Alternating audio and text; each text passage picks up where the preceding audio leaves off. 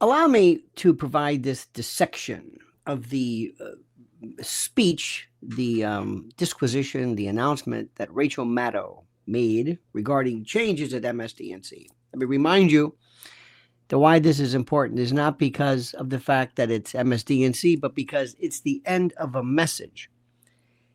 The reason why Joy Reid was removed was because nobody was watching. The reason why MSDNC has been completely disconnected from NBC is because nobody's watching.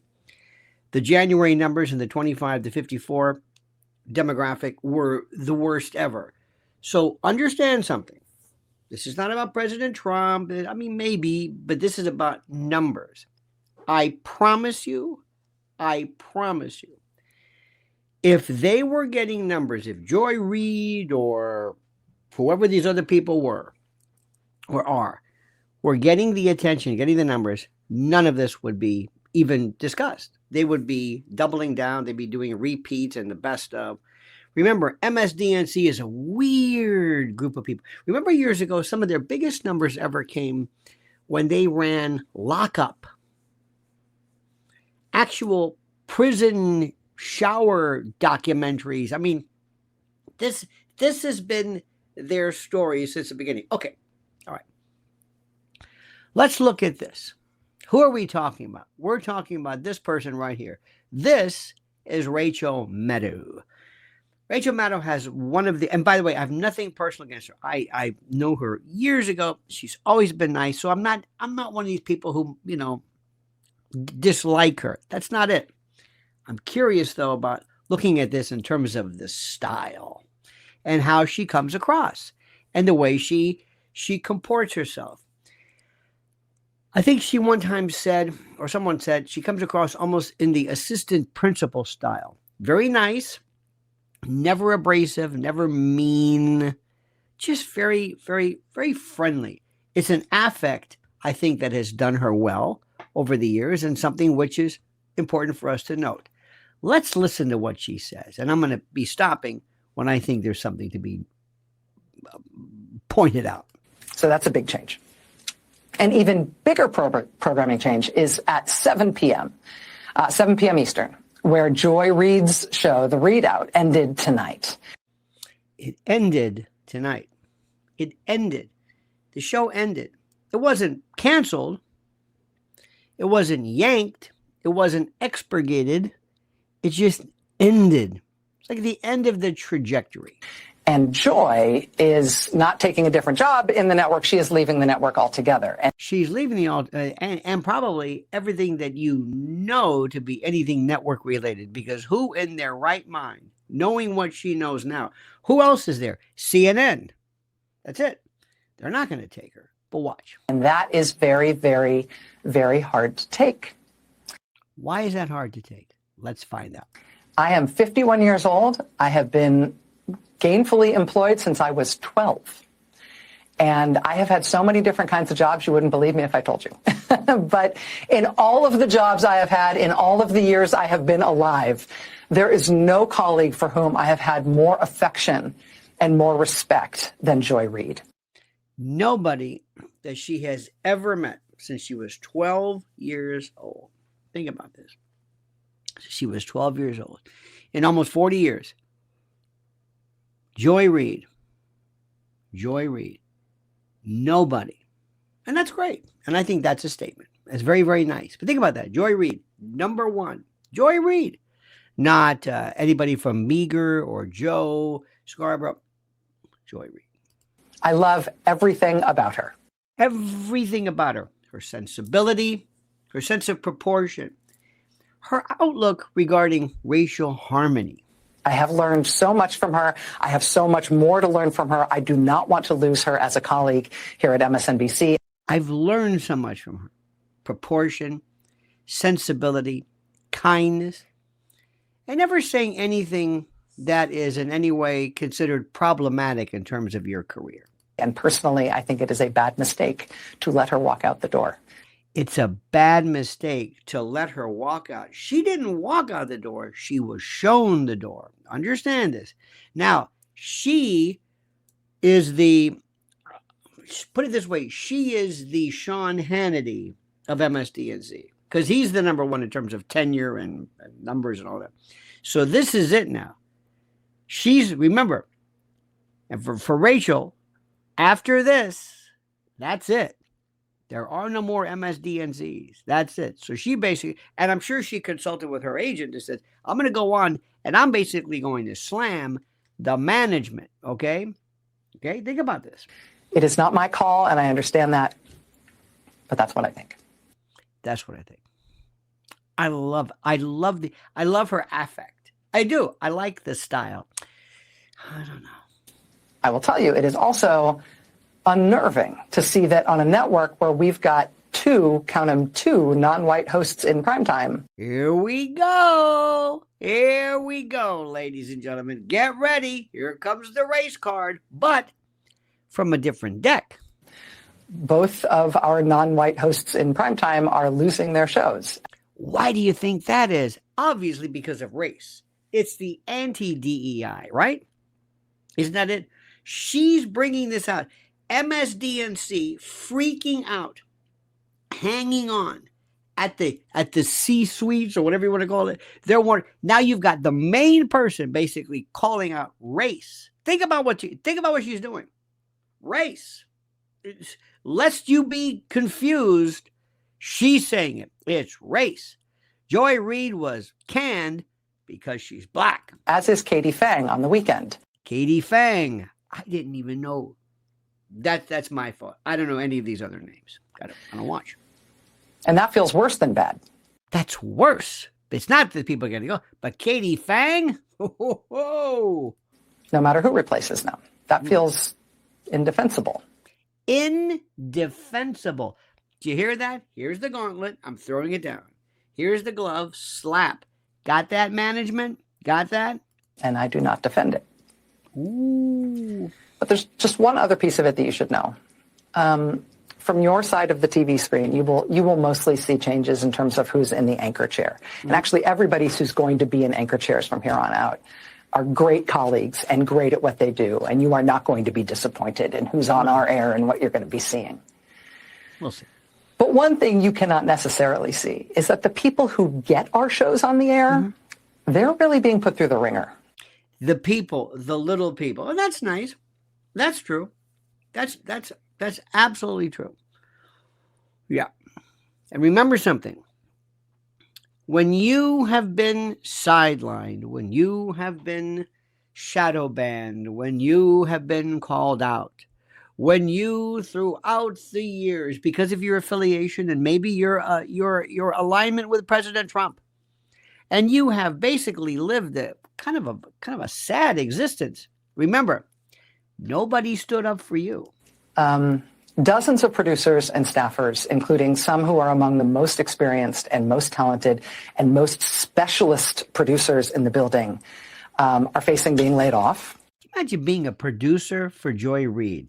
Would you want people to, would you, if you went into it, I was a producer for who? For Joy Reid. For Joy Reid, the one who talked about white tears, the one who spewed this bilious bile, which is redundant, I guess. This racist, I mean, but drippingly sarcastic, vehemently racist. You want to put that down? Would you ever do that? They're being invited to reapply for new jobs. But there is going to be no more MSDNC. You do know that, right? They've cut them off. It's like you are, I hate to say it, they're almost like this, and this is a terrible example. You know this, these astronauts that are kind of floating around, and I hope they come back. They're like that, but they won't be returned. There is no more MSDNC. You can reapply to MSDNC, but it's like as the Titanic is going down, we're going to move shifts. You can work the evening shift as the craft slips beneath the waves. Do you hear this? That has never happened at this scale in this way before. It's something, isn't it? Because you are in the middle of a revolution. And let me see if I can get this, Rachel, and I know you know this. Nobody's watching this. Nobody's watching this. That make any sense? Let me say it again. Maybe you missed it. Nobody's watching this. When it comes to programming changes, presumably because it's not the right way to treat people, and it's inefficient, and it's unnecessary, and it kind of drops the bottom out of whether or not people feel like this is a good place to work, and so we don't generally do things that way. What do you think this is? Seriously, what do you think this is? Like a retreat? Do you think this is? Have you ever been? Maybe you've been lucky. Maybe you haven't been in a lot of places, but anybody who's been in media in particular, we know this. This happens all the time. When the station is sold, when it's, quote, blown up in the figurative sense, when the show is canceled, it happens all the time. And it's happening right now at levels you can't even imagine by virtue of the transition from terrestrial to cable to now digital platforms, non-linear. This is going on. It's like she has been so... This is a woman who's worked. She's worked since she was 12 years old. I don't know what that means. And for the past, I don't know how many years, 1 day a week.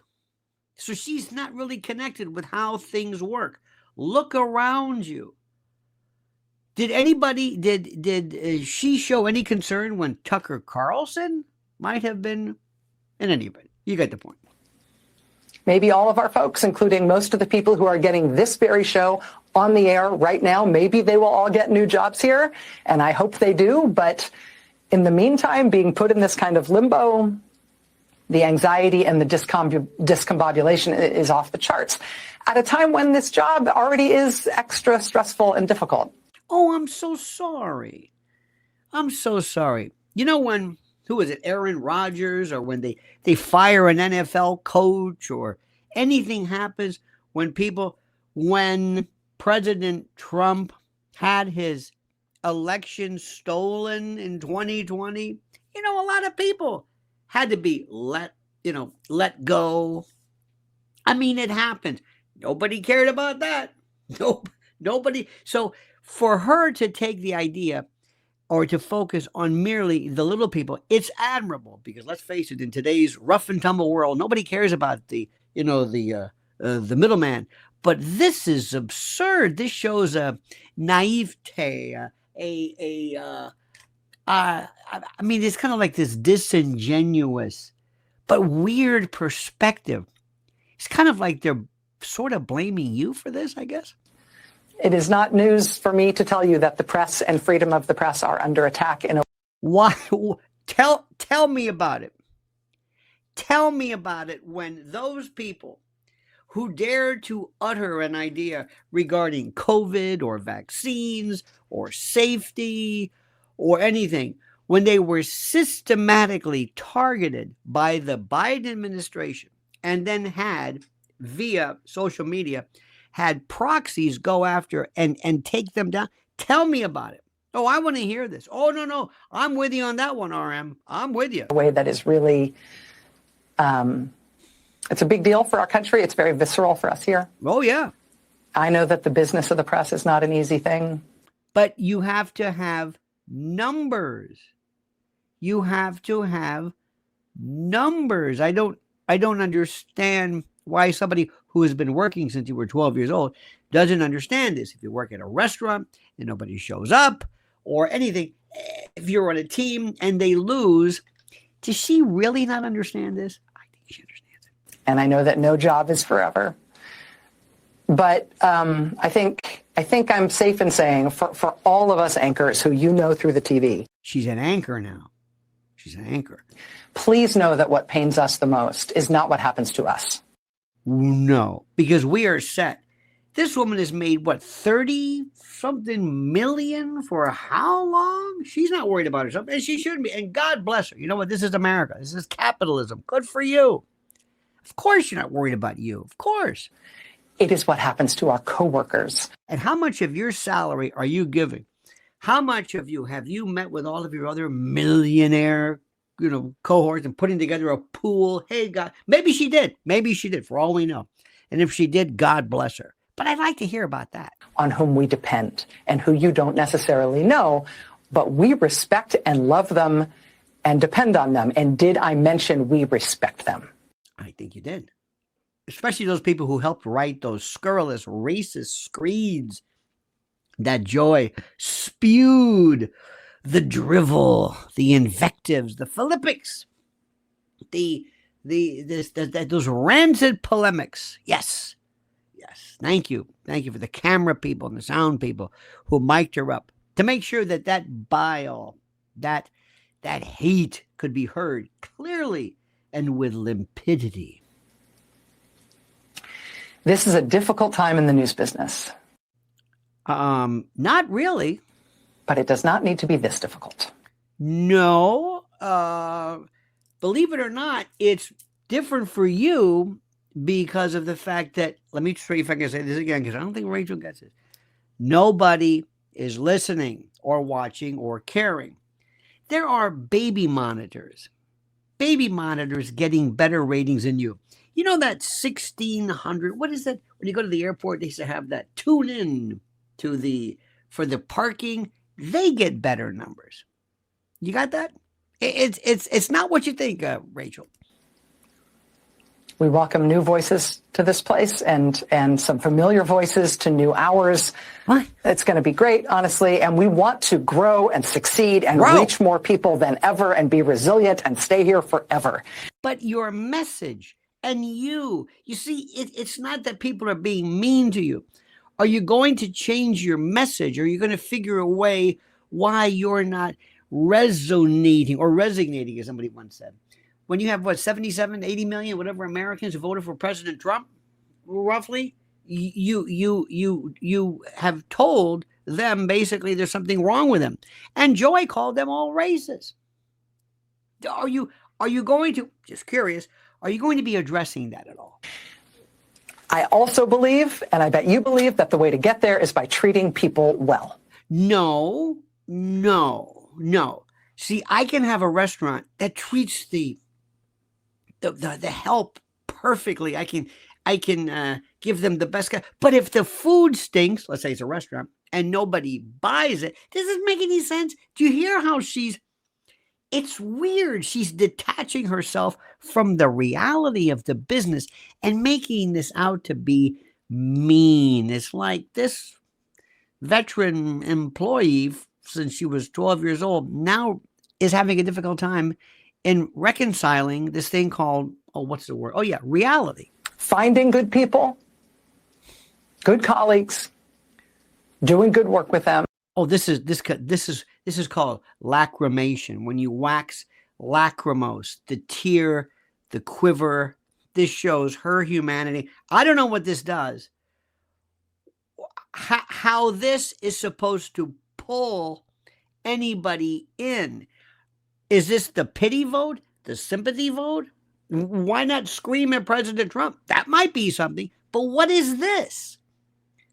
What is this? You want to show a picture of somebody who had to sell their therapy dog or has to have their CBD gummies or whatever it is, some real, can't get some story, will spew vile racist epithets, for food, standing on the corner. Maybe that, but this, you're supposed to feel bad and what? Keep watching or call somebody? What is the take action here? And then having their back. That we could do a lot better on. A lot better. I'll be right back. What is this? What seriously? I have seen some things. What is that? I have seen some stuff seriously in my life that I thought, this is kind of interesting. What was the takeaway? Let's assume you either watched it, liked it, or might consider watching it again. What am I supposed to do with this? What am I supposed to do with this thing that she just said? This message. It's fascinating. I would have loved to have been the head of programming or whatever it is. Said, Rachel, can you come to my office and say, Rachel, what the have you What are you doing? What are you doing? We are hanging on by a thread. And basically, what you told the 10 people who are watching our network is that we're dicks. And that we're mean. Thank you. You're next. Because let me tell you something. Who is going to, her only thing after this is she'll go to maybe, HBO, or I don't think CNN's going to want her, because once you're part of the stench of a rotten, because MSDNC is really bad. CNN kind of was it, but they're kind of doing something, they're doing Scott Jennings, they're trying a little something. These folks were strident. They were not just, the left. They were the enemy, so to speak. So anyway, my friends, what do you think? Put your thoughts and comments down. What are your thoughts? How do you think she handled that? Is that the way to do it? Let me know. And comment as you see fit.